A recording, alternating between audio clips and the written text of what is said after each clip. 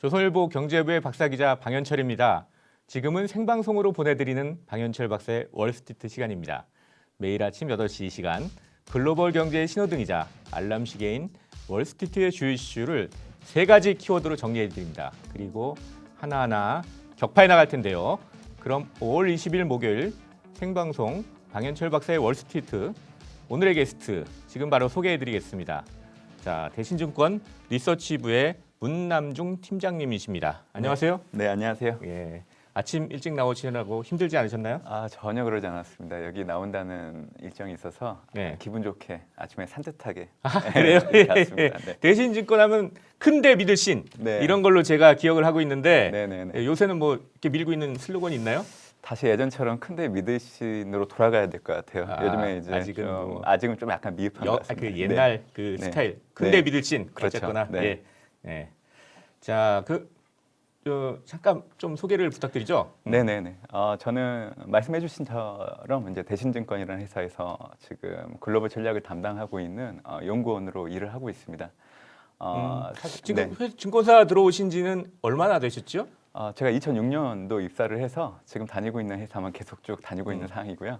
그러면 16년? 15년? 예, 16년 정도 됐습니다. 16년? 네. 16년 네. 되셨군요. 네. 예. 근데 얼굴 보면 네. 어제 바로 들어오신 신입사원 같은데 얼굴이 거의 이런 멘트 들으려고 제가 오늘 잘 왔다는 생각이 듭니다. 증권사에서 별로 고생을 안 시킨 거 아닙니까? 예. 예. 자산 리서치부는 네. 뭐 하는 데예요, 근데?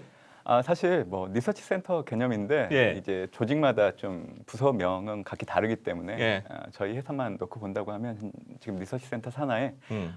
장기전략 리서치부 그리고 자산 리서치부 이 두 개의 부서가 지금 현재 운영되고 있는 예, 상황입니다. 예. 그 중에 이제 자산 리서치부 그게 주로 그쪽에서 리서치 담당하시는. 네네. 예. 네. 뭐 해외 시장도 보시고 국내 시장도 당연히 보시고요. 네네네. 예. 그래서 종합 뭐든지 제가 물어보면 척척 얘기해 주실 수 네네. 있는 또 한 분의 척척 박사십니다.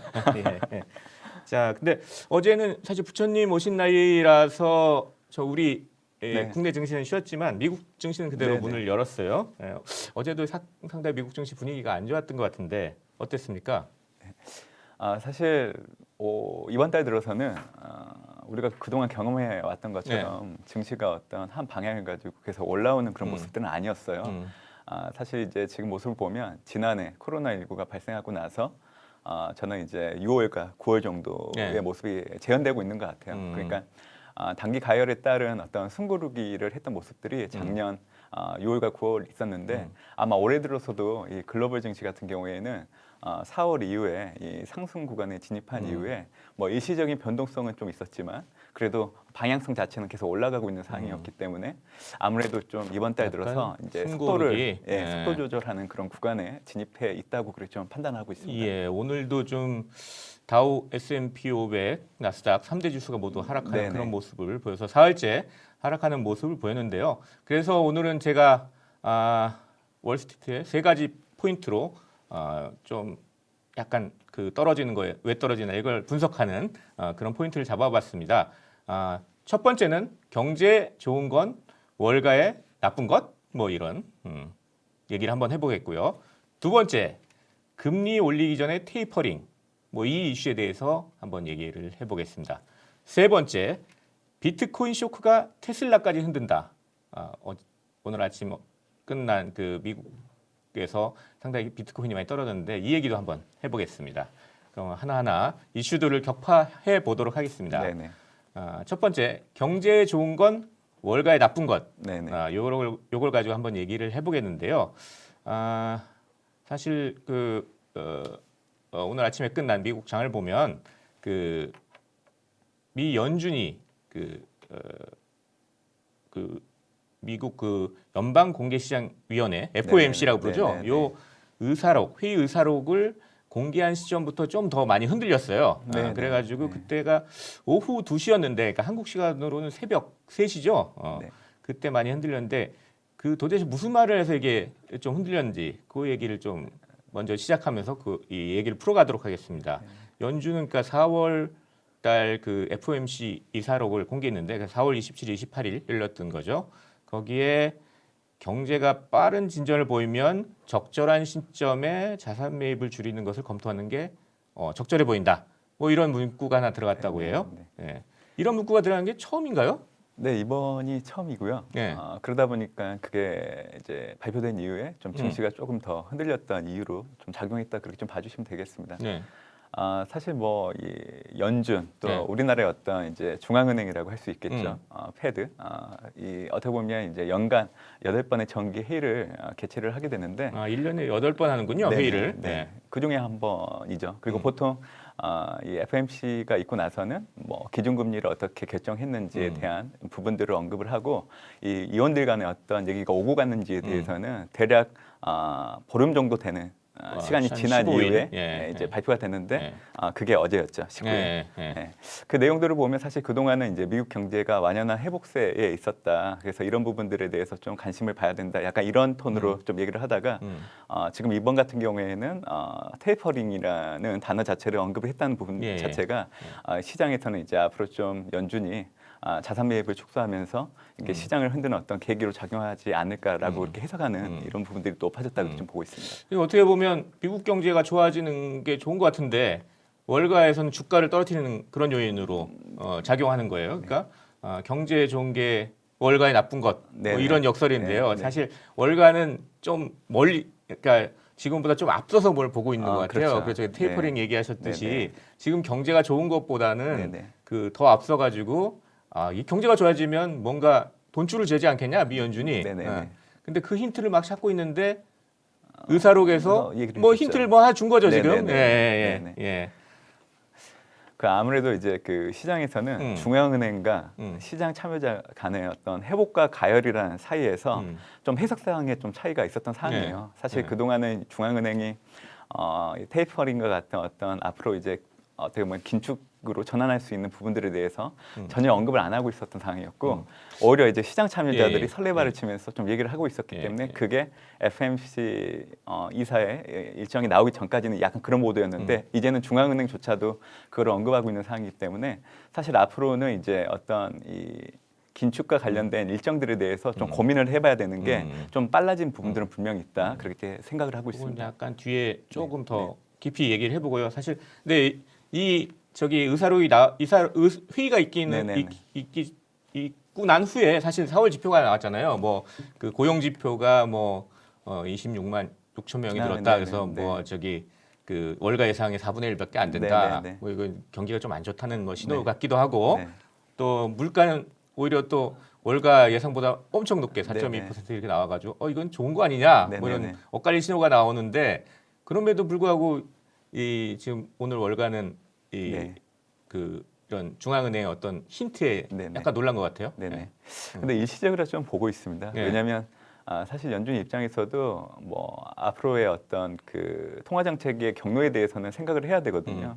최근에 앨런 연준 의장도 이 금리 인상이라는 발언을 했던 걸 보면 옐런은 연준 의장은 아니고 아, 지금은 재무부 장관 예. 예전에 예. 연준 의장이었고 지금은 재무부 장관. 예. 근데 제가 앨런 의장을 말씀드렸던 이유가 사실 이제 그 전에 이제 연준 의장이다 보니까 이 사람이 하는 발언이 상당히 파급력이 컸던 것 같아요. 네. 그래서 얼마 전에도 이제 재무부 장관으로서 예. 이제 경기 가열을 염두에 두고 네. 일정 시점 그러면 이후에는 이제 금리를 올려야 된다는 예, 얘기를 그렇죠. 좀 던졌는데 예, 예, 예. 제가 이 얘기를 해드리는 이유가 사실 이제 재무부 입장에서 본다고 하면 지난해 이제 이 경기를 회복시키기 위해서 돈을 많이 풀었는데 결국에는 이제 부채 기반 정부의 어떤 재정들이 많이 커졌기 때문에 네. 사실 재무부 입장에서는 장기적으로 그걸 줄여야 되는 경로에 대해서 생각을 좀 해봐야 되기 때문에 그러니까 국가 부채를 좀 줄여야 된다. 그렇죠. 예, 예. 재무부 입장에서 얘기를 한 거거든요.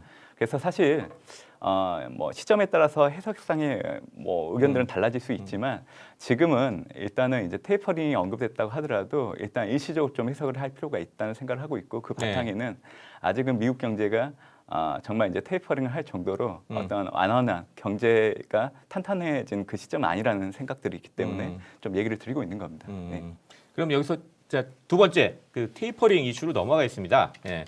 제가 잡은 건 금리 인상보다 테이퍼링이 먼저다 이렇게 말씀을 드렸는데 왜냐하면 사실 이게 그 미국 연준의 돈줄 재기하면 우리나라 분들도 그렇지만 잘 모르는 분들은 금리 도대체 언제 올릴 거냐 뭐 이런 얘기 아니냐 이제 이렇게 생각하시는데 사실은 그게 아니라 테이퍼링이라는 걸 먼저 하겠다라고 계속 얘기를 하고 있거든요. 근데 이 테이퍼링이 이게 뭡니까? 근데 아까 그냥 우리는 얘기 안 하고 그냥 막 들어갔는데 네네네. 사실 테이퍼링이 잘 뭔지 모르시는 분들도 있을 것 같아요. 예. 안화적인 통화 정책 기조는 유지는 네. 하되 지금 현재 이제 그 자산 매입하고 있는 규모 자체를 앞으로 점진적으로 줄여나간다는 거죠. 자산 매입 지금 연준이 얼마 정도 하고 월 있는 거죠? 1,200억 달러 정도 1,200달러. 하고 있습니다. 예, 네. 상당히 많은 양인데 사실 그 네. 글로벌 금융위기 때도 한 600억 달러 정도 했던 것 같은데. 뭐 꾸준히 해왔죠. 예, 예, 예. 그거보다 더 많이 지금. 네. 그러니까 그 지금 연준이 시장에서 그 국채랑 뭐 모기지 네, MBS. 채권이라고 네. 하나요? 그걸 사들여 가지고 장기 채권들을 사들여 가지고 장기 금리를 낮추는 거죠. 예. 네. 그래서 금리를 낮게 유지하는. 그러니까 대신에 이제 돈을 풀고 뭐 네네, 이게 이제 네네, 테이퍼링 네. 이게 이제 자산 매입 정책인데 이거를 줄이는 걸 갖다가 이제 테이퍼링이라고 한다. 그렇죠. 예. 네. 근데 이 테이퍼링이란 단어를 제가 처음 듣게 된 게 2013년 5월인가 그 맞습니다. 벤 네. 버네키 당시 네. 연준 의장이 네. 한 얘기인데 이 한국 사람들이 이 테이퍼링 잘 뭔지 그때도 잘 몰랐어요. 이 단어 우리 아. 저기 학교 다닐 때도 별로 이렇게 배우는 단어는 아니거든요. 네네네. 그러니까 그 뭐 쉽게 해서 뭐 이거 뭐 판다는 거니까 sell off 그러면 쉬울 것 같은데 영어로 네네. 팔아버린다 그러면 쉬울 것 네네. 같은데 네. 그럼 다 막 판다고 충격을 줄 것 같으니까 네네. 이 테이퍼링이란 단어를 이제 버네키가 썼다는 네네. 거예요. 그러니까 네네. 테이퍼링이 뭐냐면 이제 그 그냥 이 일상생활에서 미국 사람이 쓸 때는 그 미국에서 이제 약을 먹다가 네. 이제 그 의사가 이거 조금씩 줄여갑시다. 네네네. 이걸 테이퍼링이라고 네네네. 한다는 거예요. 그래서 네네. 그 셀보다는 좀 약한 단어를 네. 이렇게 쓴 건데 네. 그 단어를 얘기했는데도 그 당시에 상당히 놀랐거든요. 전 세계가. 네. 예, 예. 이제 그게 테이퍼링인데 이제 그거에 대한 힌트를 이제 지금 4월 의사록에서 이제 네네. 조금 실제로 4월 의사록에서 테이퍼링이란 단어를 쓰지는 않고 자산 매입을 축소한다 네. 뭐 이런 식으로 이제 얘기를 했어요. 예. 그래서 이제 언제 이제 테이퍼링이 될까? 어?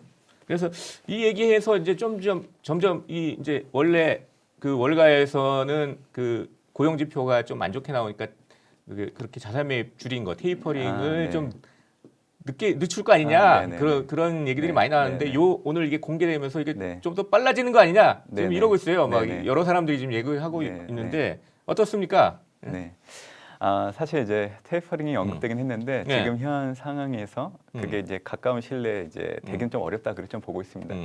제가 이렇게 얘기해드리는 이유는 그게 일단 어렵다고요? 된다는 쪽으로 이제 얘기한 거 아니에요? 좀 이르게 실행되기는 어렵다 그 네. 얘기를 좀 드리고 있는 거고요. 예. 그렇게 얘기해드리는 이유가 결국에는 이제 지표를 봐야 되는데 음. 우리가 실업률을 좀 한번 볼 필요가 있습니다. 실업률이요. 네. 예. 고용지표. 네. 연준의 이제 주요 책무 중에 하나가 안정고용을 달성하는 책무가 하나 있는데 지금 현재 올해 4월 기준으로 놓고 온다고 하면 실업률이 6.1%입니다. 근데 6.1%. 네. 꽤 높은 수준이네요, 여전히. 예. 근데 이제 지난해 코로나19가 발생하기 이전 2월 수치를 보면 그때 당시에 3.5% 정도 됐거든요. 그래서 사실 금융위기 이후에 어떤 그 연준의 어떤 정책 결정들을 놓고 온다고 하면 이 실업률이라는 부분들을 상당히 많이 주안점을 두었던 부분들이 있고요.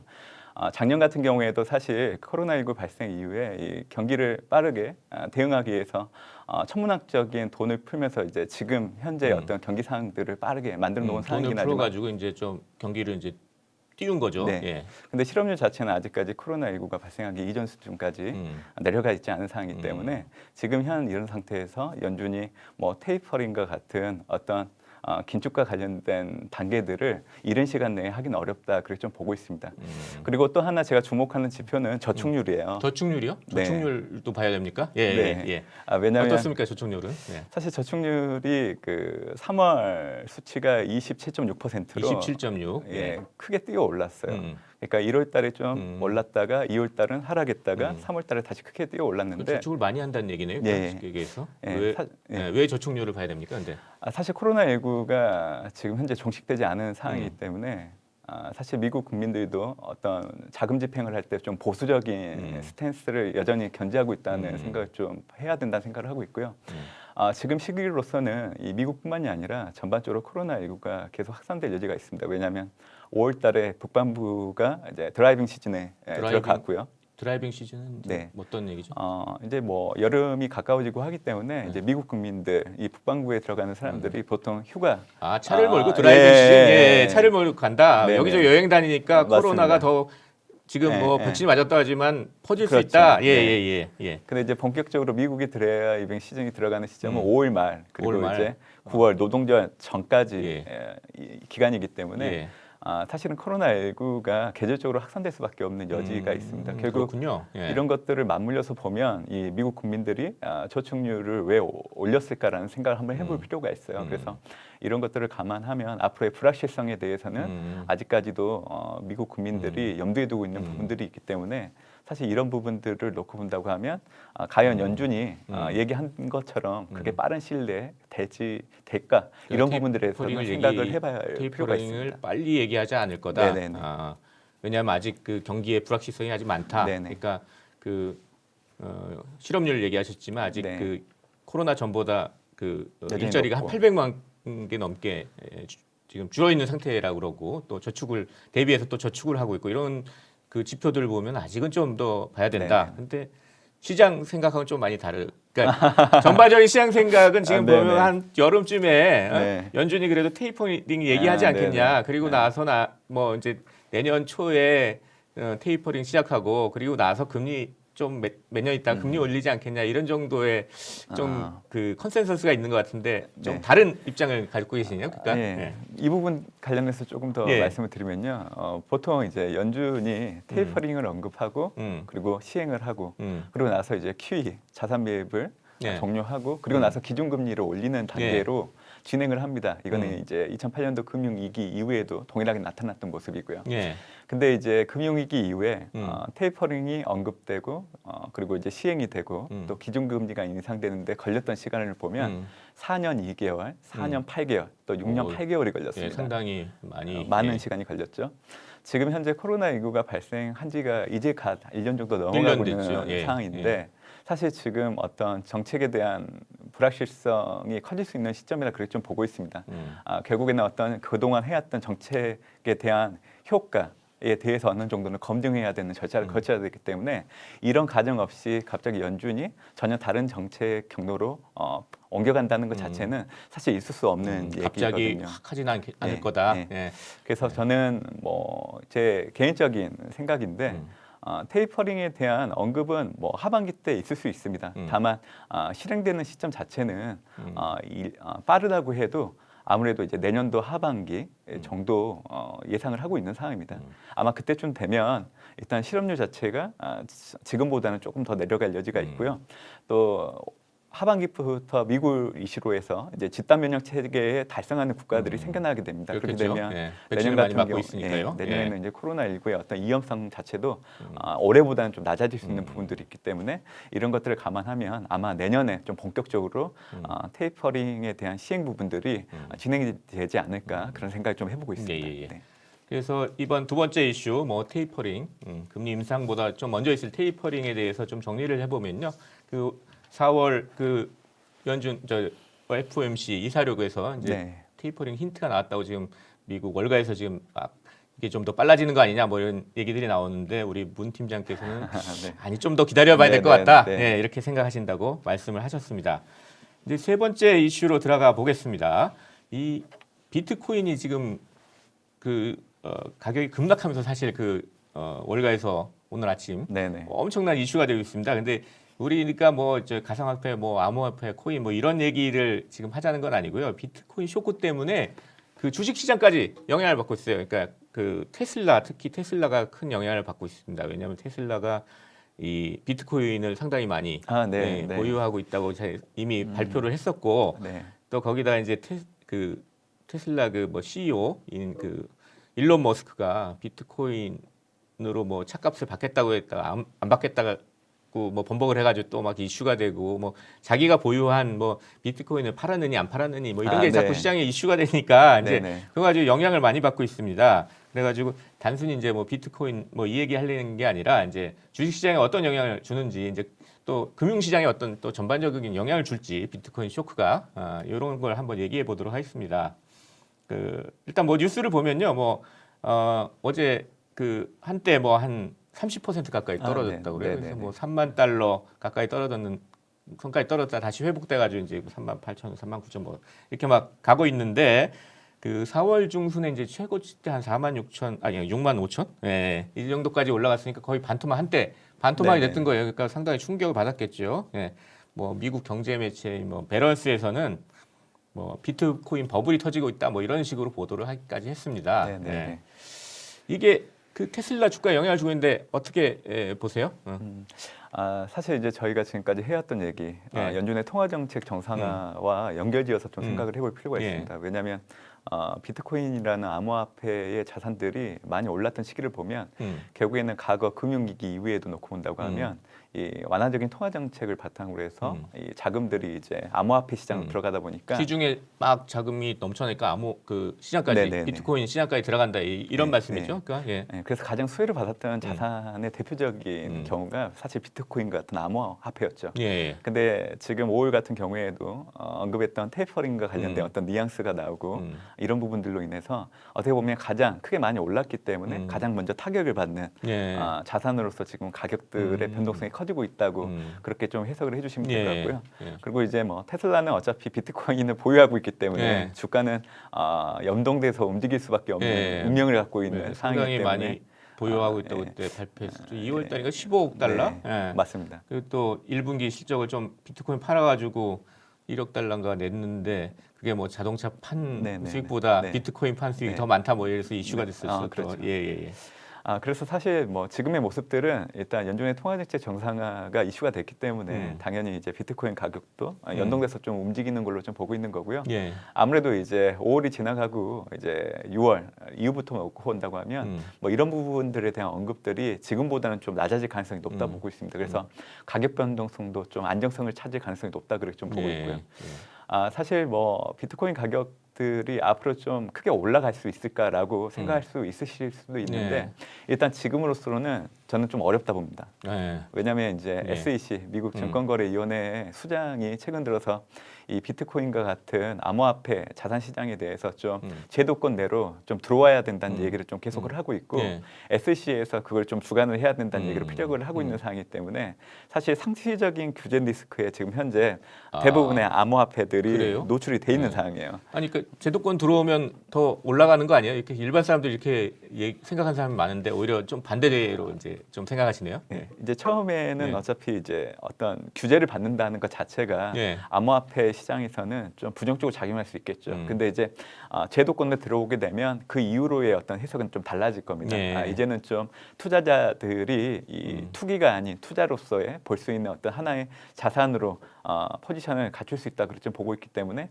사실 제도권에 편입되고 나면 박사님이 얘기해 주신 것처럼 좀 긍정적인 해석을 바탕으로 가격이 올라가는데 영향을 줄 수는 있는데 네. 지금으로서는 이 규제 리스크에 노출되어 있는 규제 부분들이 리스크가 있기 때문에 일단 크다. 가격에는 하락 압력으로 작용할 여지가 높다 그렇게 좀 보고 있죠. 그 오늘 떨어진 것도 중국에서 뭐 네네네. 규제하겠다 뭐 이런 뉴스가 나오니까 이제 상당히 많이 떨어진 거니까 규제 리스크가 있으면 상당히 뭐 떨어지고 그게 또 그 주식시장에도 영향을 미치고 다른 금융시장에도 영향을 미칠 수 있고 뭐 그렇게 좀 해석이 되겠네요. 네네. 예.